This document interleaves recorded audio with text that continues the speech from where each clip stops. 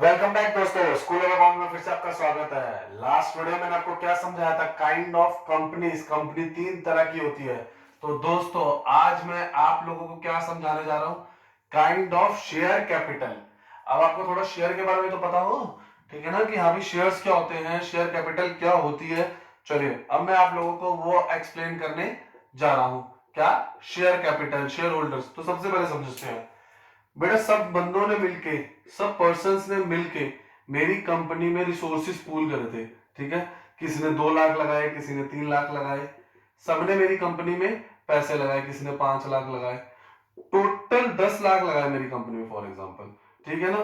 तो in person ने जिन्होंने मेरी कंपनी में 5 लाख लगाए, इनको मेरी कंपनी में 50% शेयर मिला। अगेन एक और एग्जांपल समझो, 1,000 का बिल आया खाने का, ए बी सी। ठीक है, ए कह रहा है आज मेरा बर्थडे है भैया, सबसे ज्यादा पैसे मैं दूंगा, 50% मैं दूंगा।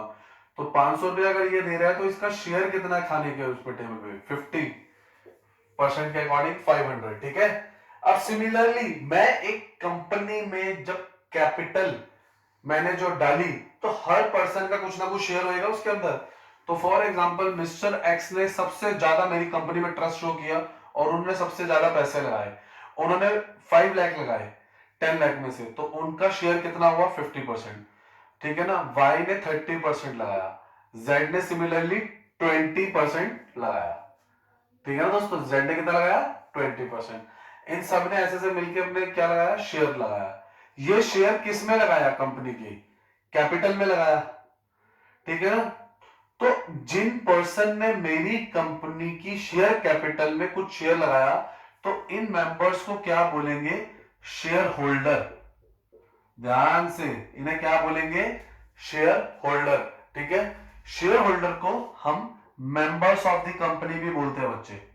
शेयर होल्डर को हम मेंबर्स ऑफ द कंपनी भी बोलते हैं। ठीक है ना। ये ऑनरशिप राइट्स हैं। अब जो हम शेयर्स दे रहे हैं, इक्विटी शेयर, ये क्या है, ऑनरशिप राइट्स है बच्चे। ठीक है। तो सर ये शेयर कौन सी बताया आपने, इक्विटी क्या बताया, हाँ बेटा। तो as per Companies Act there are 2 types of share capital, preference share capital and equity share capital. ठीक है दोस्तों, preference share capital, equity share capital. Sir फर्क क्या होता है प्रेफरेंस और इक्विटी में, प्रेफरेंस होता ही क्या है दोस्तों, ध्यान से। अभी मैंने आपको क्या बताया था, शेयर होल्डर। शेयर होल्डर्स कौन हो गए, members of the company, interchangeable term है, इन्होंने मेरी कंपनी में पैसा लगाया है। ठीक है। जब एक पर्सन प्रेफरेंस शेयर कैपिटल में पैसा लगाता है, तो उसे हम बोलते हैं प्रेफरेंस शेयर होल्डर। उसे हम क्या बोलते हैं, प्रेफरेंस शेयर होल्डर। और जो शेयर होल्डर हमारे इक्विटी में पैसा लगाता है, उसे हम बोलते हैं इक्विटी शेयर होल्डर। क्या बोलते हैं, इक्विटी शेयर होल्डर। दोस्तों एक एक वर्ड इंपॉर्टेंट है, एक एक चीज इन डेप्थ बता रहा हूं आपको, एक्सप्लेन करने की कोशिश करो, ध्यान से सुनिए। ठीक है ना। और प्लीज इसे हो सके तो नोट डाउन में वीडियो पॉज करके आप कर सकते हैं। ठीक है। चलिए नेक्स्ट देखते हैं। अच्छा, अब प्रेफरेंस शेयर होल्डर और इक्विटी शेयर होल्डर तो डिसाइड हो गया। शेयर होल्डर पर्सन के ऊपर डिपेंड करता है, वो मेरे कंपनी के प्रेफरेंस शेयर में पैसा लगाना चाहता है कि वो मेरी कंपनी के इक्विटी में लगाना चाहता है।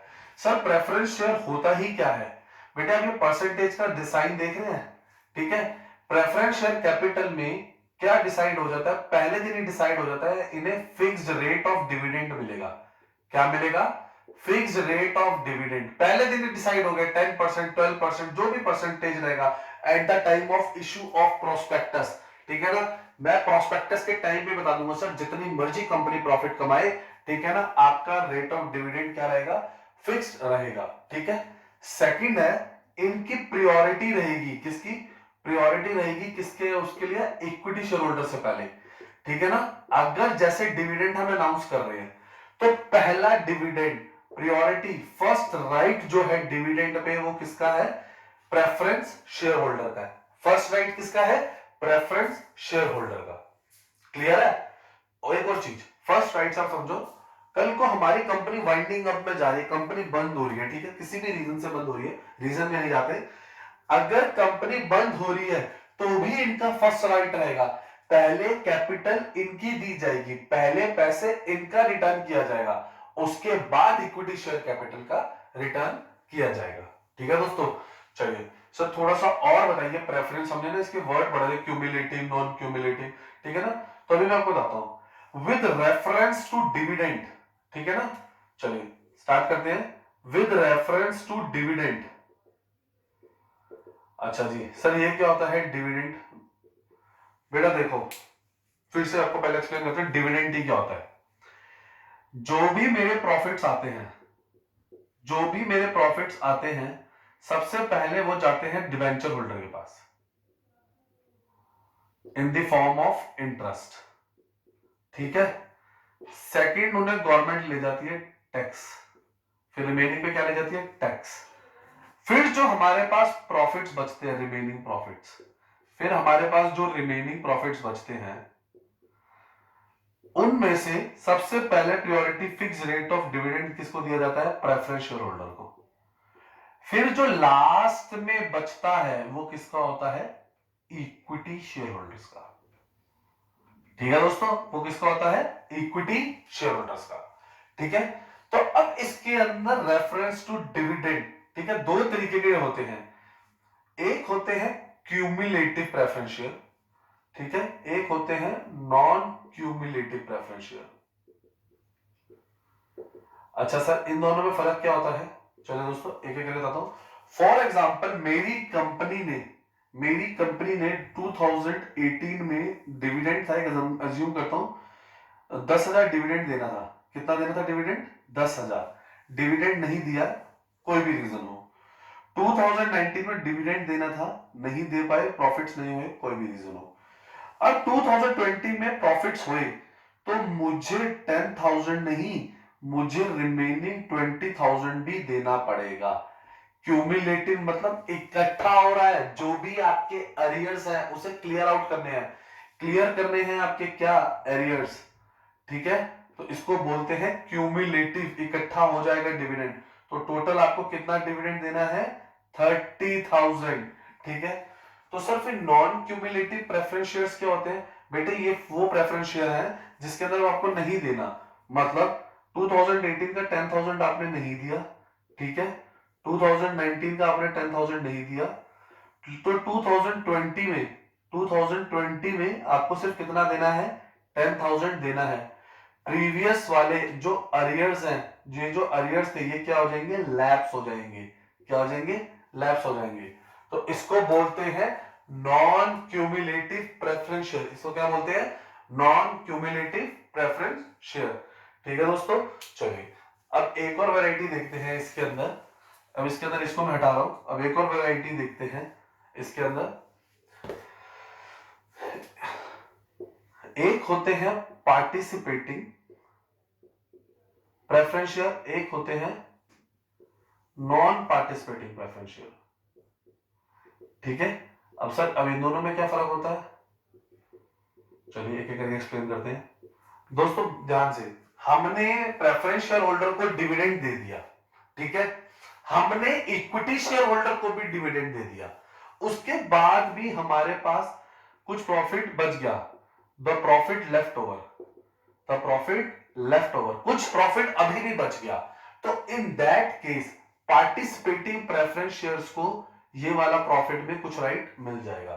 ठीक है, अगेन फॉर एग्जांपल 10 लाख थे मेरे पास, मेरे को 10 लाख का प्रॉफिट हुआ, ठीक है, मैंने प्रेफरेंस शेयर होल्डर को 2 लाख दे दिए, मैंने इक्विटी शेयर होल्डर को 7 लाख दे दिए, मेरे पास 1 लाख अभी भी बैलेंस बच गया। तो इसमें से मैं कुछ किनको दे सकता हूं?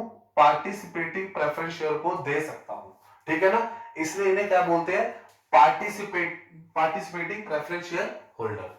अब ध्यान से, नॉन पार्टिसिपेटिंग सिंपल, अब 2 लाख इनको दे दिया, बस इसके अलावा इन्हें कुछ नहीं मिलेगा, इसके अलावा इन्हें ये कुछ नहीं मिलेगा, इनका कोई राइट नहीं है। इसको बोलते हैं नॉन पार्टिसिपेटिंग प्रेफरेंस शेयर्स। क्या बोलते हैं? Non participating preference shares. जो बचा सारा इक्विटी का ही है, ठीक है ना, जब वो कंपनी अपने रिजर्व्स में डाल लेगी, लेकिन कंपनी अब इन लोगों को और डिविडेंड नहीं देगी।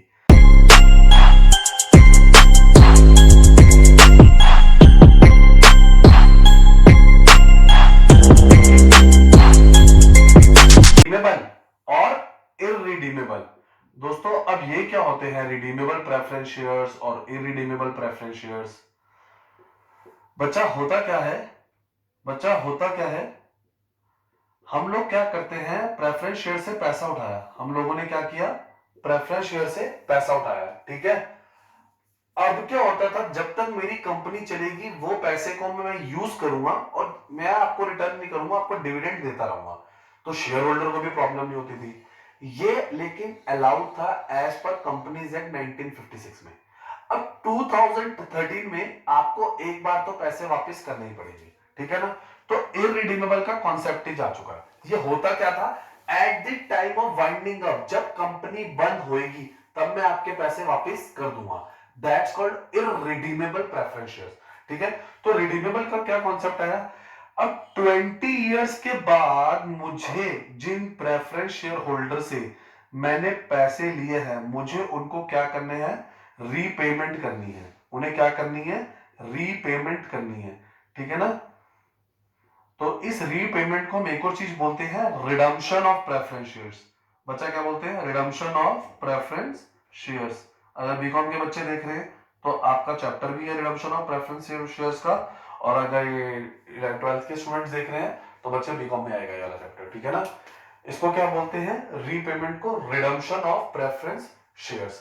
इरिडीमेबल कोई कॉन्सेप्ट नहीं है, फिर से पहले होता था जब तक कंपनी चलेगी तब तक हम पैसा यूज करेंगे, जब कंपनी बंद होगी आपका पैसा आपको वापस मिल जाएगा। चलिए दोस्तों अब नेक्स्ट देखते हैं, last, convertible and non convertible preference shares. Again convertible and non convertible preference shares, बच्चे नाम से पता चल रहा होगा।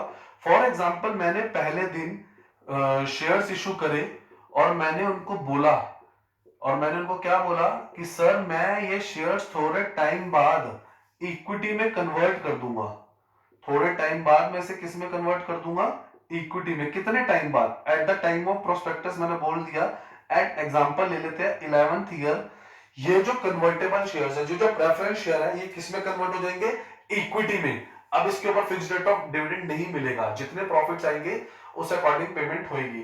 तो ये क्या हो गया, convertible preference shares. At the time of issue of prospectus ही मुझे बताना पड़ता है प्रेफरेंस शेयर होल्डर को कि ये कन्वर्टेबल है कि कन्वर्टेबल नहीं है, ठीक है ना। फिर से एट अ फ्यूचर डेट मैं आपके पैसे वापस कर दूंगा, 20 साल जो लिमिट है मैक्सिमम, ठीक है ना, उससे पहले भी हम पैसे वापस कर सकते हैं, उसको बोलेंगे नॉन कन्वर्टेबल प्रेफरेंस शेयर्स, ठीक है ना, जो कि फ्यूचर में किसी और चीज में कन्वर्ट, डिवेंचर या इक्विटी में कन्वर्ट नहीं होंगे, तो उन्हें क्या बोलेंगे, non convertible preference shares. Basically दोस्तों ये सारा मैंने अब तक आपको किसके बारे में बताया, प्रेफरेंस शेयर के बारे में।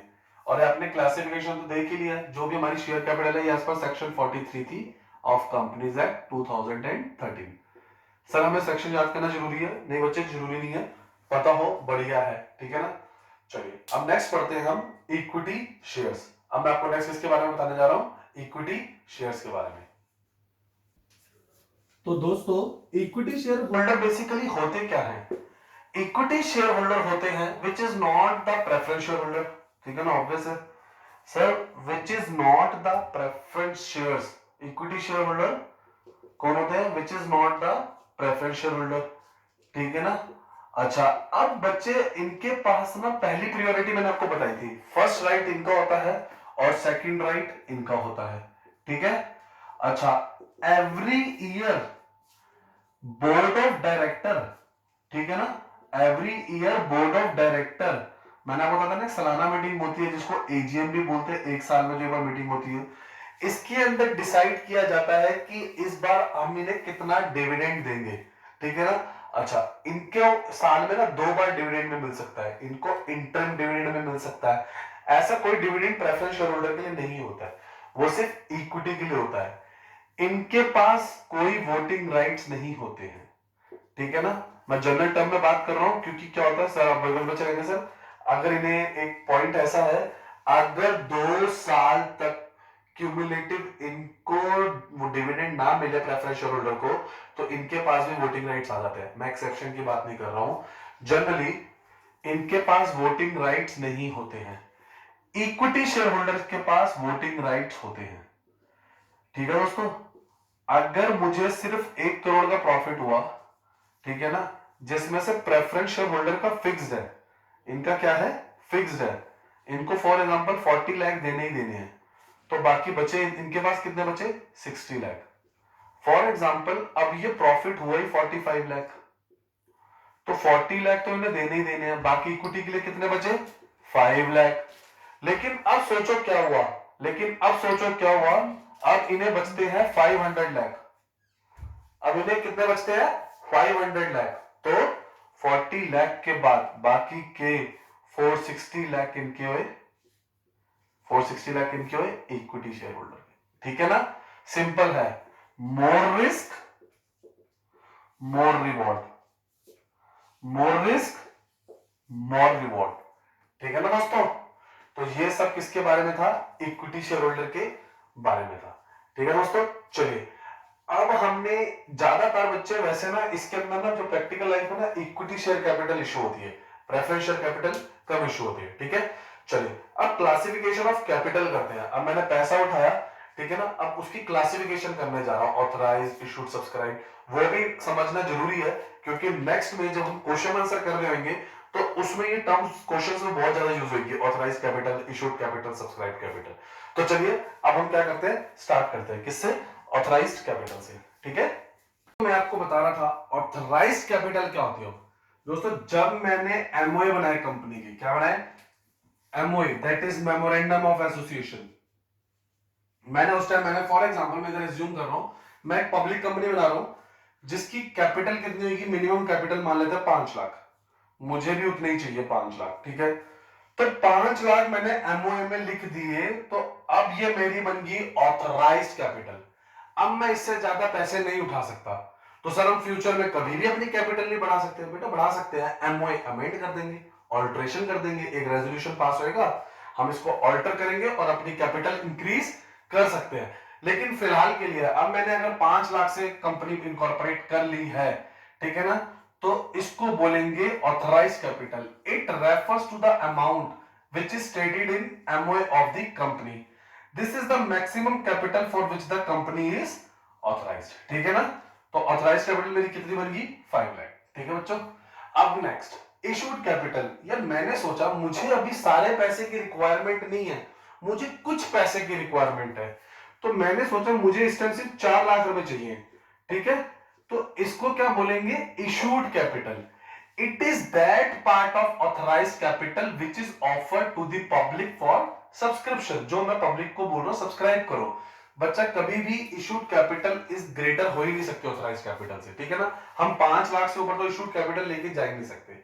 सर ये जो 1 लाख है, अगेन 5 में से 4 तो मैंने मंगवा लिए, जो बचे ये 1 लाख, इसको क्या बोलेंगे बेटे, इसे बोलेंगे अनकॉल्ड कैपिटल। क्या बोलेंगे, अनकॉल्ड कैपिटल। ठीक है ना, नोट डाउन कर लेना बच्चा। आगे बढ़ते हैं, सब्सक्राइब कैपिटल क्या होती है बच्चे, ये वो कैपिटल है जो पब्लिक, मैंने 4 लाख रुपए बोले थे कि मैं 4 लाख तक पब्लिक में देना चाहता हूं। ठीक है ना, ये वो पार्ट है कैपिटल का जो पब्लिक ने एक्चुअली सब्सक्राइब किया है। ठीक है, चलिए, it is that part of issued capital which is subscribed by the share holder. ठीक है, which is actually subscribed by the share holder. For example मेरे पास 3,50,000 के पैसे आए, ठीक है, बाकी शेयर होल्डर ने मेरे पे इंटरेस्ट शो नहीं किया। ठीक है ना, तो इसको क्या बोलेंगे, सब्सक्राइब्ड कैपिटल। ठीक है ना, क्या बोलेंगे, सब्सक्राइब्ड कैपिटल। अच्छा दोस्तों, कॉल्ड अप कैपिटल क्या होती है, for example it means such part of the subscribed capital. अभी मैं अज्यूम कर लेता हूं लोगों ने मुझे कितने दिए थे, 3,50,000 दिए थे। ठीक है ना, अब मुझे पता लग गया कि इतने शेयर होल्डर ने मेरी कंपनी में इंटरेस्ट शो किया, इतने पैसे मेरे को जब चाहूं मिल जाएंगे। ठीक है, अब मैंने कहा यार चलो बिजनेस स्टार्ट करते हैं, तो पहले दिन में सारे पैसे नहीं मंगवा लेता। ठीक है ना, तो मैंने बोला मुझे अभी सिर्फ इसमें से 2 लाख रुपए दे दो। कितने दे दो, इसमें से 2 लाख रुपए दे दो, तो that is called up capital. It means such part of subscribed capital which has been called by the director from the share holder. यार अभी इतने दे दो, मेरी डिसाइड हो गया, मैंने इशू कितने करे थे, 4, उसमें से कितने लोगों ने इंटरेस्ट शो किया, 3.5 लाख तक की मेरे पास कैपिटल आ गई, उसमें से कितना वो कॉल्ड अप हुआ, 2 लाख। बच्चा कॉल्ड अप और पेड अप सेम ही रहता है 99%। 1% केस में अलग क्या हो जाता है, जब हमारा कॉल्स इन अरियर्स होता है, किसी शेयर होल्डर ने मेरे पैसे नहीं दिए, उसको हम कॉल्स इन अरियर्स बोलते हैं, ठीक है ना। जब नेक्स्ट टॉपिक आएगा मैं आपको उसके अंदर ब्रीफली एक्सप्लेन भी करूंगा, इसके क्वेश्चंस भी कराऊंगा, इंपॉर्टेंट टॉपिक है, ठीक है। अभी के लिए समझ लीजिए, कॉल्ड अप और पेड अप सेम ही है, कॉल्ड अप कैपिटल और पेड अप कैपिटल सेम है, एक्सेप्ट किसी शेयर होल्डर ने मेरे पैसे नहीं दिए, तो उस केस में पेड अप कैपिटल थोड़ी सी डिफरेंट हो जाएगी, ठीक है। चलिए लास्ट, रिजर्व कैपिटल इंपॉर्टेंट है, ठीक है। रिजर्व कैपिटल क्या होता है बेटा, ये वो अनकॉल्ड कैपिटल का पार्ट है जो मैं एक ही सिचुएशन में मंगवा सकता हूं जब मेरी कंपनी बंद होगी, तो हम इसको क्या बोलेंगे, रिजर्व कैपिटल।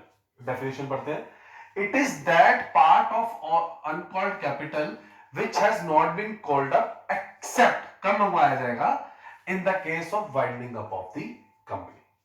ठीक है दोस्तों, आगे समझ, मैंने सारा लिख दिया है, सारी कैपिटल्स लिख दिए हैं, ठीक है। वीडियो पॉज करके आप इसको लिख सकते हैं, समझ सकते हैं, बहुत इंपॉर्टेंट था ये, ठीक है ना। अब हम जब इसके क्वेश्चन करेंगे, क्वेश्चन में authorised, issued, subscribe word use होंगे, ठीक है ना, तो ये आपके लिए उस टाइम पे हेल्पफुल रहेगा, ठीक है। अगर चैनल को लाइक एंड सब्सक्राइब नहीं किया तो कर लीजिए, बेल आइकन दबाना तो बिल्कुल मत भूलिएगा। Thank you.